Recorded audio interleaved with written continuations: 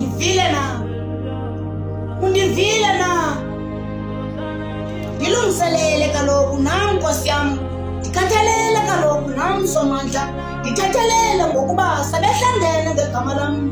Bambe bathi ndiziphakamisile xa bendijongile, kodwa bayisondela imali mhle ingenile esenzo nokubekile. Nam kuzube ndinganakile into edala uba ndiphala zimbilini phambi kwababini, ndisuke ndaphuma ngumbilini.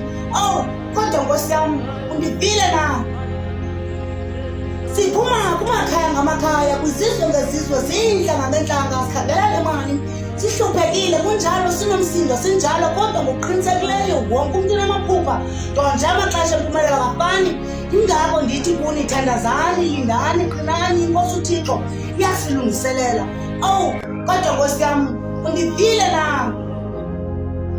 Sihlukumezekile singabantu abamnyama kwaye sidiniwe, siyaphuma sifake isivi, imisebenzi asiyifumani, iimvumi zibhala ingoma kwiTV aziphumeleli.